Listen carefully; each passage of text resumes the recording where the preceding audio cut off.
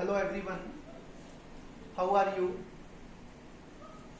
Today we are going to start our first chapter of class 12 physics and the topic is electric charge and field. Dear students, काफी लोगों की ये सोच रहती है कि फिजिक्स एक टफ सब्जेक्ट है और आसानी से हमें बनेगा नहीं, लेकिन ये धारणा बिल्कुल गलत है। अगर आप लोग थोड़ा सा भी मेहनत करेंगे और जिस तरीके से मैं आपको समझाऊंगा, अगर आप उसको बहुत ध्यानपूर्वक पढ़ेंगे तो विश्वास मानिएगा कि एक समय ऐसा आएगा कि आपको फिजिक्स से प्यार हो जाएगा। सबसे पहले हम चैप्टर का नाम है बच्चों, याद रखें, इलेक्ट्रिक चार्जेज एंड फील्ड। तो इलेक्ट्रिक चार्जेज एंड फील्ड इस चैप्टर को हम स्टार्ट करने वाले हैं। तो इस चैप्टर में सबसे पहले हम इलेक्ट्रिक चार्ज के बारे में पढ़ेंगे, इलेक्ट्रिक चार्ज की प्रॉपर्टी के बारे में पढ़ेंगे और इलेक्ट्रिक चार्ज किसी भी बॉडी पर कैसे प्रोड्यूस कर सकते हैं हम उसके बारे में पढ़ेंगे। लेकिन उससे पहले मैं आपको थोड़ा सा एक कंसेप्ट बताना चाहूंगा, क्योंकि फिजिक्स कुछ नहीं है, केवल कंसेप्ट का खेल है। तो कंसेप्ट क्या है? तो हम जानते हैं कि all the matter are made up of elementary particles. जितने भी मैटर हैं इस दुनिया में वे सभी किससे मिलकर बने हैं? एलिमेंट्री पार्टिकल से मिलकर बने हुए। और अगर हम इन एलिमेंट्री पार्टिकल को इन फ्यूचर, जब साइंटिफिक टेक्नोलॉजी एडवांस हुई, तो इन एलिमेंट्री पार्टिकल्स की हमने डीपली स्टडी की और इसमें हमने देखा कि एटम के अंदर या किसी भी मटेरियल, किसी भी सब्सटेंस के अंदर काफी एलिमेंट्री पार्टिकल्स होते हैं और उनमें से 3 एलिमेंट्री पार्टिकल्स काफी इंपॉर्टेंट है and these 3 elementary particles are known as fundamental particles. Fundamental particles इन्हें कहा जाता है फंडामेंटल पार्टिकल्स, और इनके नाम आपको बहुत अच्छे से याद हैं। तो ये फंडामेंटल पार्टिकल्स में पहला फंडामेंटल पार्टिकल है electron and this electron was discovered by J Thomson. The second fundamental particle is proton and the proton is discovered by Goldstein.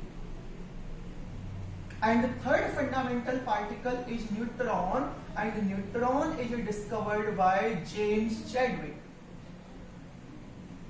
So these are the basic particles, these are the fundamental particles which constitute an atom, जो किसी atom को बनाते हैं। अब यहां पर मैं इस टॉपिक से क्यों स्टार्ट कर रहा हूं, तो उसके लिए आप सुन लें कि इलेक्ट्रॉन जो है, प्रोटॉन और न्यूट्रॉन, ये तीनों फंडामेंटल पार्टिकल्स हैं and all the 3 fundamental particles consist mass, they possess mass. और इसमें जो मास होता है, तो इलेक्ट्रॉन के मास की वैल्यू आपको याद रखनी है, इसकी वैल्यू है 9.1 into 10 to the power minus 31 kg। The mass of the electron is 9.1 into 10 to the power 31 kg. The mass of the proton is 1.673 into 10 to the power minus 27 kg, and the mass of neutron is 1.675 into 10 to the power minus 27 kg। और इन fundamental particles के पास में मास है, और मास है तो हमने massive bodies के बीच में क्लास 11th में एक चैप्टर पढ़ा होगा आपने, ग्रेविटेशन। और उस ग्रेविटेशन में एक लॉ है जिसे हम कहते हैं न्यूटन्स लॉ ऑफ ग्रेविटेशन, और Newton's law of gravitation explain gravitational force. Gravitational force and gravitational force always acts between two massive bodies. It is always attractive in nature. आप ये सब क्लास 11th में पढ़ चुके हैं। तो प्रश्न ये उठता है कि अगर सपोज हमारे पास ये 2 इलेक्ट्रॉन्स हैं, ये 2 इलेक्ट्रॉन्स हैं, this is electron 1, this is electron 2, and the separation between these 2 electron is 1 centimeter. हमारे पास दो इलेक्ट्रॉन है और इन इलेक्ट्रॉन के बीच का सेपरेशन 1 सेंटीमीटर है और आपको मैं अभी अभी बता चुका हूं कि इलेक्ट्रॉन possesses मास मींस इस इलेक्ट्रॉन का मास 9.1 10 टू द पावर -31 kg है, इस इलेक्ट्रॉन का मास भी 9.1 10 टू द पावर -31 kg है। तो ये दोनों ही इलेक्ट्रॉन जब इस सेपरेशन पर रखे होंगे तो इनके बीच में ग्रेविटेशनल फोर्स एक्ट करेगा and the gravitational force play between two electrons when they are separated at 1 centimetre is calculated 5.5 into 10 to the power -67 Newton.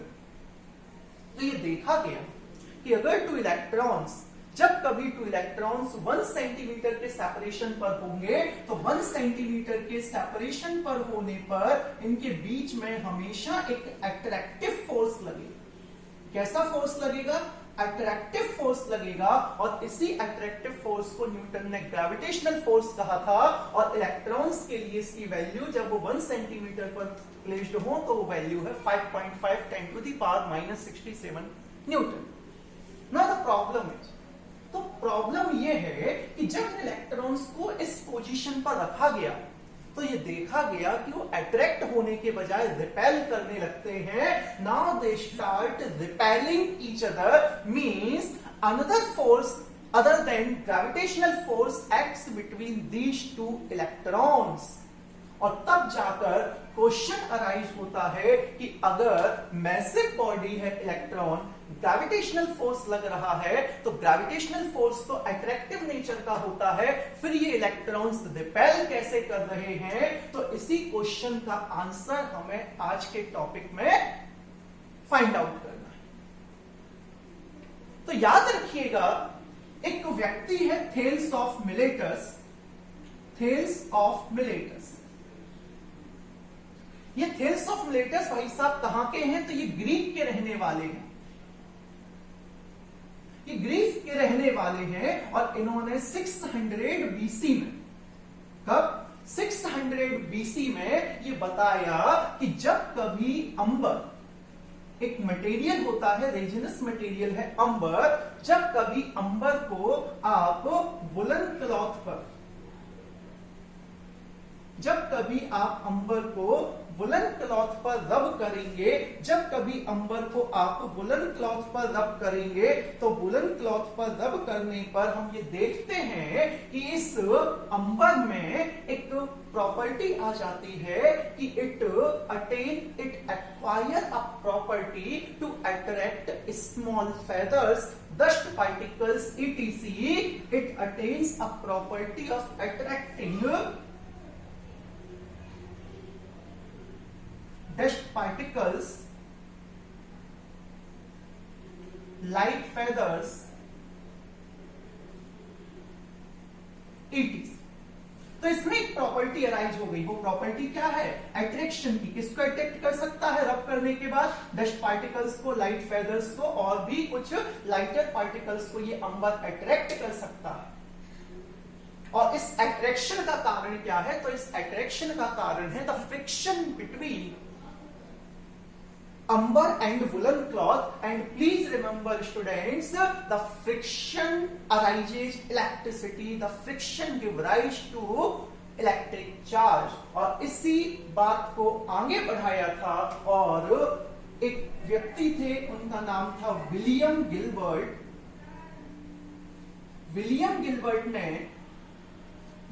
Gilbert ने कहा कि ये जो प्रॉपर्टी है, ये प्रॉपर्टी चार्ज के कारण है, ये प्रॉपर्टी चार्ज के कारण है और अंबर को ग्रीक लैंग्वेज में इलेक्ट्रॉन कहा जाता है। अंबर को ग्रीक लैंग्वेज में इलेक्ट्रॉन कहा जाता है और वहीं से हमें ये नए टर्म मिले, इलेक्ट्रिक चार्ज, इलेक्ट्रिसिटी, इलेक्ट्रोस्टैटिक्स। ये सारे टर्म कहां से निकल कर आए हैं? तो ये ग्रीक टर्म है, अंबर का इलेक्ट्रॉन वहां से निकलकर सामने आया। तो वो पहला मटेरियल जिसको वुलन क्लॉथ पर रब करने पर उसने अट्रैक्शन प्रॉपर्टी एक्वायर की, उस मटेरियल का नाम है अंबर। इस अंबर को ग्रीक लैंग्वेज में इलेक्ट्रॉन कहा जाता है और वहीं से इलेक्ट्रिक चार्ज और इलेक्ट्रिसिटी का कंसेप्ट आगे बढ़ा। तो यहां तक आपको क्लियर है? तो इतनी बात याद रखिएगा कि इस अट्रैक्टिव फोर्स होने के बावजूद इलेक्ट्रॉन्स के बीच में रिपल्शन क्यों लगा? तो उस रिपल्शन के पीछे का कॉज है electric charge. So now we will study what is electric charge, कि इलेक्ट्रिक चार्ज क्या है।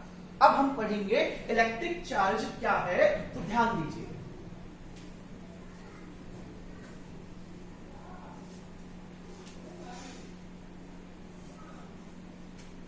एक छोटी सी डेफिनेशन यहां मैं आपको इलेक्ट्रिक चार्ज के लिए दे रहा हूं। इस डेफिनेशन को आप सभी लोग बहुत अच्छे से याद कर लें। Electric charge is an intrinsic property, electric charge is an intrinsic property of the elementary particles intrinsic property, किसकी intrinsic property है? elementary particles of matter which gives rise to, किसको राइज करेंगे, किसको प्रोड्यूस करेंगे? तो हम बात कर रहे हैं give rise to electric force,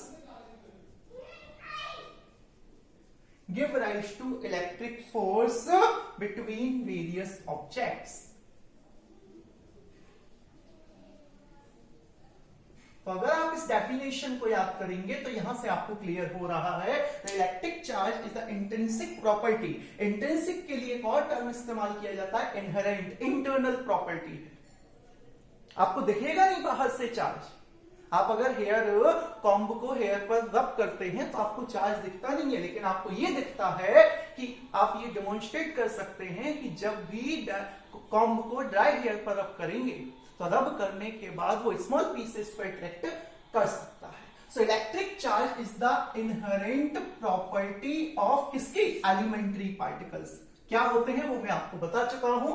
which give rise to electric force between them. इस इलेक्ट्रिक फोर्स की चर्चा हम नेक्स्ट क्लास में करेंगे। सबसे पहले हम बात करते हैं कि इस इलेक्ट्रिक चार्ज की प्रॉपर्टीज और इस इलेक्ट्रिक चार्ज की यूनिट क्या है। तो इलेक्ट्रिक चार्ज क्या है? इंट्रिंसिक प्रॉपर्टी है एलिमेंट्री पार्टिकल्स की, जो कि इलेक्ट्रिक फोर्स को प्रोड्यूस करती है। और किसी भी फिजिक्स में जब हम किसी भी क्वांटिटी की स्टडी करते हैं तो याद रखिएगा हम उसकी यूनिट की बात करते हैं। तो यहां पर हम बात कर रहे हैं यूनिट ऑफ चार्ज। तो चार्ज की यूनिट क्या है? तो यूनिट बताने से पहले मैं एक बात बताऊंगा आपको कि इलेक्ट्रिक चार्ज जो है वो एक डेराइव्ड क्वांटिटी है। It is a derived quantity. कैसी क्वांटिटी है? It is a derived quantity and it's SI unit is coulomb. इसकी जो एसआई यूनिट है वो एसआई यूनिट क्या है? तो इसकी एसआई यूनिट है कूलाम। SI यूनिट है इसकी coulomb and CGS unit is state coulomb. तो इसका CGS यूनिट होता है state coulomb and CGS unit is state coulomb और also known as ESU। The full form of ESU is electrostatic unit. और जब ये यूनिट है तो इसके बीच में कुछ ना कुछ रिलेशन भी होगा। तो उस रिलेशन को याद रखिएगा। इस रिलेशन को याद रखें आप कि 1 coulomb equals to 3 into 10 to the power 9 stat coulomb. 1 coulomb equals to 3 into 10 to the power 9 stat coulomb. 1 coulomb equals to 3 into 10 to the power 9 state coulomb. So this is the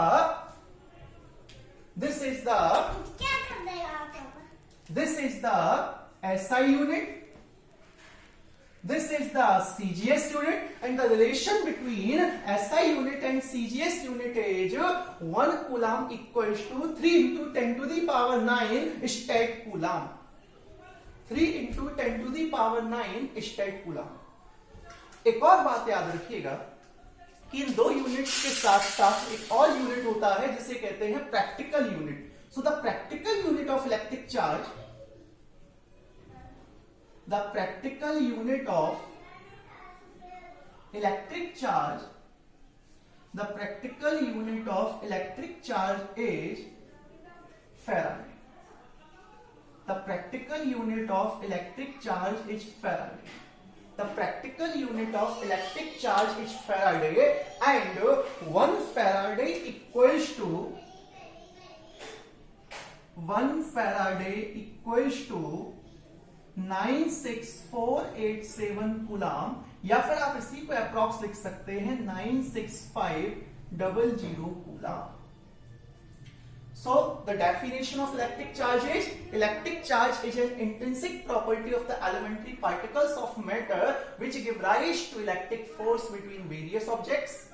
The unit of charge, SI unit is coulomb, CGS unit is stat coulomb, and 1 coulomb equals to 3 into 10 to the power 9 stat coulomb. The practical unit of electric charge is Faraday, and the exact value of Faraday is 96487 coulomb.